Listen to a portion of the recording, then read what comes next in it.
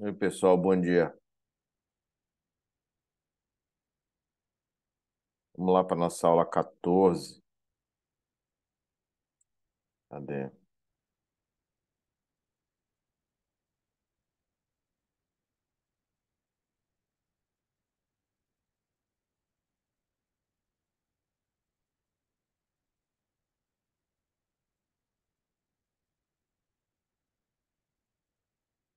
Hoje, certamente, se colocarem esse meu vídeo numa, como é que vocês falam? No, Na embalagem do cigarro, o pessoal para de fumar, moleque. É isso aí. Bom dia a todos. Hoje a gente vai falar sobre limite e continuidade. Aula 14, tá? Vamos lá. O que é isso? Bom, primeiro a gente entendeu o limite como um processo aproximativo. Ou seja, você muda os valores de x, os valores de y tendem para determinados valores. Então, quando a gente fala de tendência, a gente está relacionando isso com a aproximação. Ele se aproxima de um determinado valor, sem necessariamente chegar a esse valor, tá bom? Não necessariamente ele precisa chegar a esse valor. Pode ser que ele chegue, né? E no caso das funções contínuas, isso vai acontecer. Então, por exemplo, se você aplicar a função num ponto, ela vai retornar um determinado valor. Mas o limite é diferente disso. O limite significa o seguinte: olha, quando você aproxima x de 5, por exemplo, a função y de x se aproxima, sei lá, de 30, tá? Mas ela não necessariamente precisa estar definida nesse ponto, tá? E é isso que diferencia o limite da aplicação da função. Mas no caso das funções contínuas, e é por isso que eu estou chamando a atenção logo do início, a gente vai ver que tem uma coincidência dessas duas coisas, tá bom? Vamos lá. Então, como sempre, a gente vai fazer aquela problematização inicial, com uma situação que eu já trouxe aqui para vocês. E a gente vai apresentar depois a teoria para fazer, né, a elaboração desses argumentos. Então, quais as. Na verdade, isso aqui eu aproveitei de outro slide, já não era mais para estar aqui, mas analise essa situação. Como é que nós poderíamos datar a idade da madeira usando carbono 14? Vocês já viram aí que é uma função exponencial, né, que a gente utiliza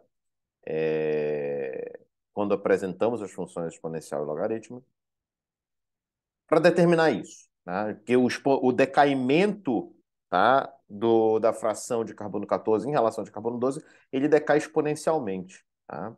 E claro, para você determinar o tempo, aí você faz a inversão da função, tá? Mas o que que tem aqui? Aqui, função exponencial e função logarítmica, elas têm uma característica interessante, tá?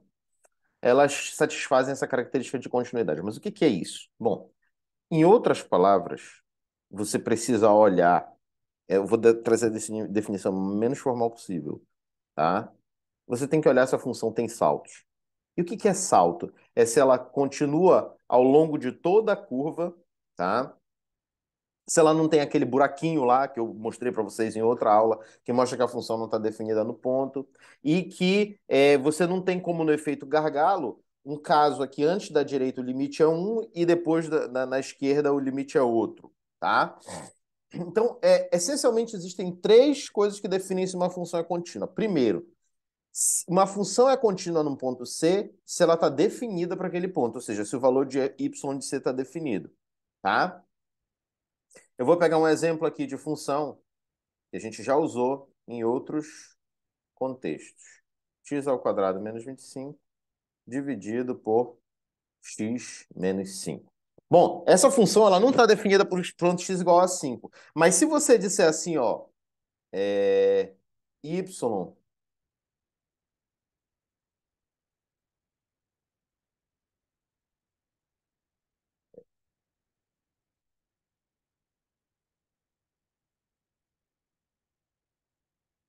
é igual a isso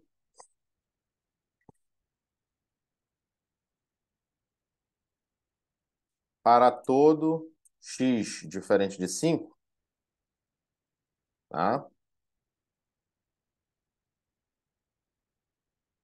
E y de x igual a Quanto é que dava aqui? Dava 10, né? Para x igual a 5. Agora sim essa função está definida no ponto x igual a 5. Tá bom, gente?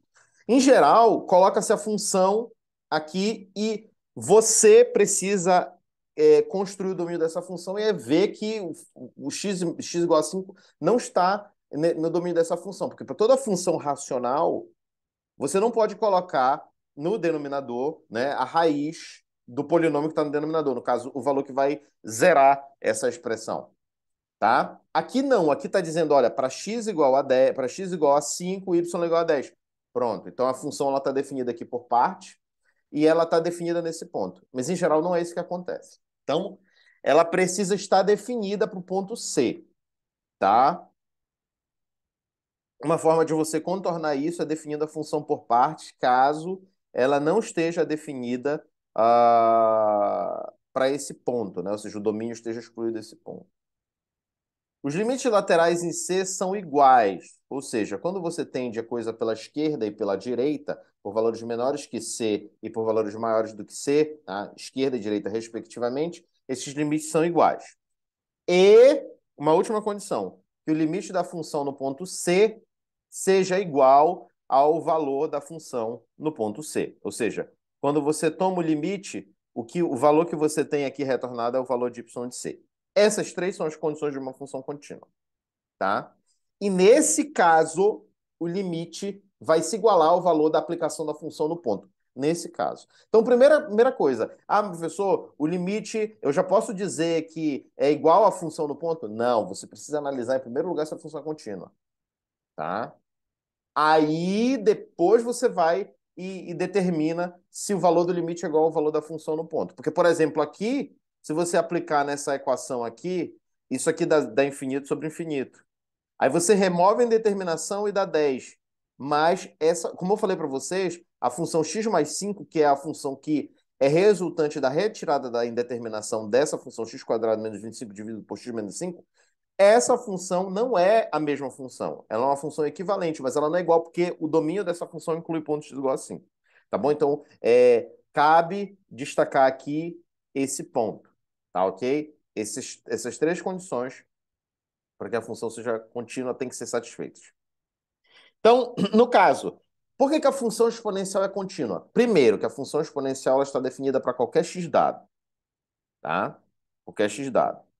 Então, para qualquer x dado, isso significa o quê? Tá? Que ela é definida para todos esses pontos. Tá? Então, beleza. Para o domínio x pertencente aos reais, tá? A função exponencial ela está definida. Tá? Não significa que toda função contínua tem que se estender por todos os reais. Nós já vamos ver nos logaritmos que isso não é o caso. Tá? Mas no domínio que você definiu, ela tem que estar definida. Os limites laterais em quaisquer pontos são os mesmos da função exponencial, basta você calcular, tá?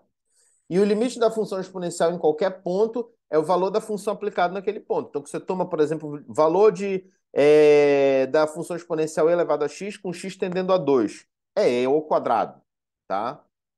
Tanto pela esquerda quanto pela direita. Basta você aplicar. Então, aqui eu fiz até alguns cálculos aqui para mostrar para vocês, olha, que o limite de e elevado a x para x tendendo a infinito é infinito. Por quê?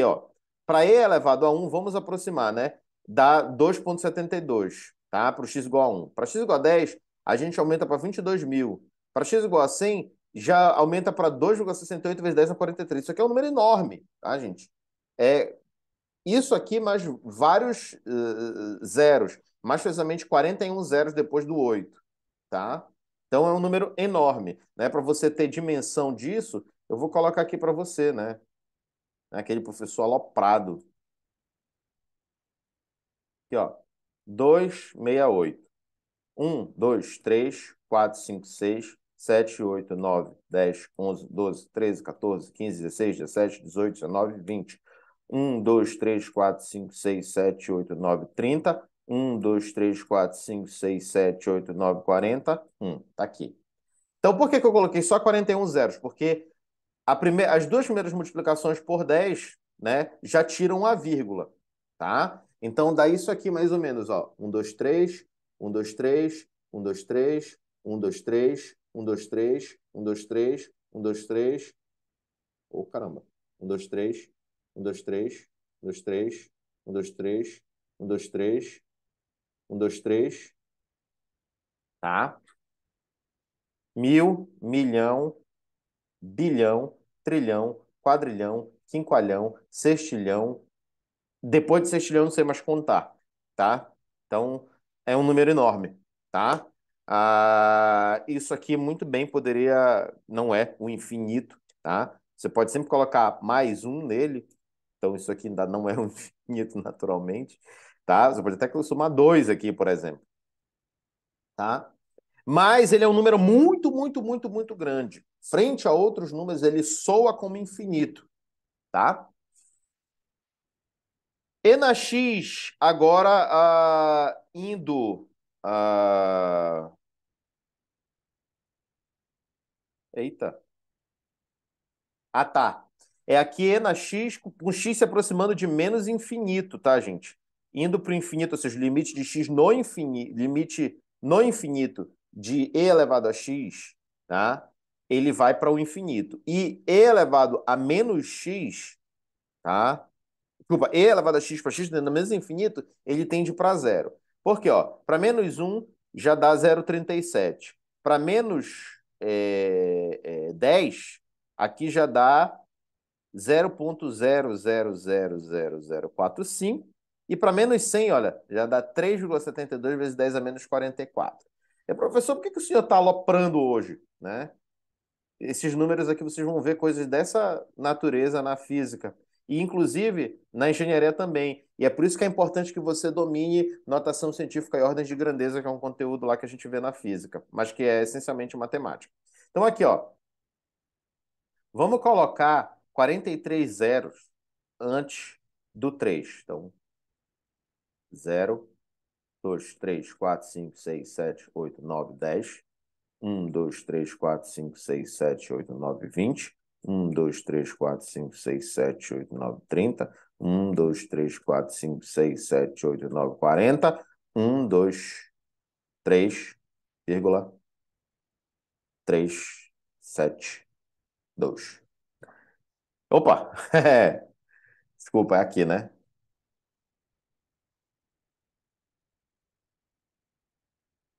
Então aqui tem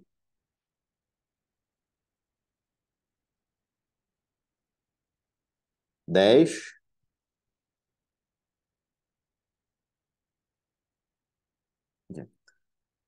1, 2, 3, 4, 5, 6, 7, 8, 9, 10. 1, 2, 3, 4, 5, 6, 7, 8, 9, 20. 1, 2, 3, 4, 5, 6, 7, 8, 9, 30. 1, 2, 3, 4, 5, 6, 7, 8, 9, 40, 41, 42, 43. Tá faltando um zero aqui. Pronto. Tá? Então, ó, 43 zeros, 372. É um número muito pequeno. Isso aqui é muito próximo de zero, tá? E quanto mais você vai aumentando aqui, tendendo para o x para o menos infinito, mais ele vai baixando, tá? Então, assim, ó, a gente está vendo aqui quanto é que vão valendo esses limites. Mas se você for fazendo essa mesma análise numérica para outros valores, você vai vendo que ela vai se aproximando de determinados pontos. A mesma coisa é na menos x, só que aqui inverte, né? A gente vai obter os mesmos valores, olha. Para um fica 0,37, porque é menos 1, e elevado a menos 10 e elevado a menos 100. E aqui para o menos, é o contrário, né? Por e na menos x. Ela tende para o infinito para quando x tende para o infinito e tende a zero para quando x tende para o mais infinito. Eu já vou mostrar para vocês no GeoGebra, tá? E se você for ver, ó, essa aqui, ó, é a e elevado a x. Vê que para x igual a menos infinito, ou x tendendo para menos infinito, ela se aproxima de zero e vai aumentando, né, conforme x se aproxime de infinito. Aqui a e elevado a menos x, ela tende ao infinito para quando x se aproxima de menos infinito e tende a zero para quando x se aproxima de infinito. Tá? Em todos esses pontos aqui não tem buraco nessa função. Se você quiser calcular aqui, qual é o limite de x de e na x quando x tende a 2? Vai ser o e de 2. que é esse valor mais ou menos por aqui, assim, né? É aqui. É 7 e pouco. Porque é 3 ponto... Desculpa, 2,72 ao quadrado, tá? A mesma coisa com a função logarítmica, mas a função logarítmica ela tem algumas particularidades, tá? Ela, como ela não está definida em zero, você exclui esse ponto aí, tá? A gente não sabe quanto é o logaritmo de zero, tá? Ou melhor, não no campo dos reais, tá? A gente sabe o logaritmo de número negativo, tem aí definido em outros campos, mas no contexto dos reais a gente não sabe, tá? Ela está definida para x maior do que zero, ela não é definida em zero. Então, para todo x maior do que zero, a função logarítmica ela é contínua. Para quaisquer pontos de x maior que zero, os limites laterais são os mesmos. E o limite da função logarítmica é o mesmo valor da função aplicada naquele ponto, desde que x seja maior do que zero. Então, a mesma coisa aqui, você vai aplicando, ó. Quando o logaritmo aqui é o natural, né? Para quando x igual a 1, o log é zero. Lembra, a gente não sabe quanto é o log de x igual a zero. Tá? Para 0,01, né? Começa a diminuir, os valores começam a se tornar maior em módulo, mas com o sinal negativo, ó. 0,001 menos 9,21, 0,000001 menos 13,81 é o limite de ln de x para quando x tende a zero, tá? Mas não é zero. Quando se aproxima de zero, é menos infinito, tá bom, gente? Aqui, ó, ele começa a diminuir. Aí, quando o log de x se aproxima de infinito, ó, quando se aumenta aqui, ó, o x para 1, o x para 4, acho que eu que inverti, né? Aqui era 100 e aqui era 460. Tá? Vamos... Aqui é 4,60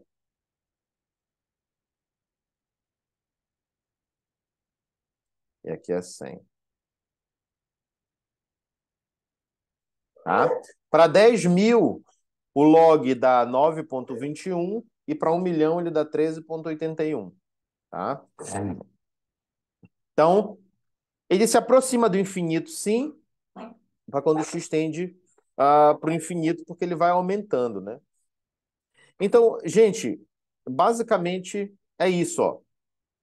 Para quando. Peraí. Tá, realmente. É o que eu tinha falado. Então, para x tendendo a zero, a função logarítmica ela tende para menos infinito, ou seja, ela está tá diminuindo aqui, aumentando em módulo e trocando o sinal. E aqui, ó, ela vai aumentando indefinidamente até chegar no infinito, né? Até chegar no infinito, tá? Ou seja, até se aproximar aí de valores muito grandes. Então, hoje a gente viu aí a noção de continuidade, vimos a noção de continuidade aplicada na função exponencial e a noção de continuidade aplicada na função logarítmica. Forte abraço a todos.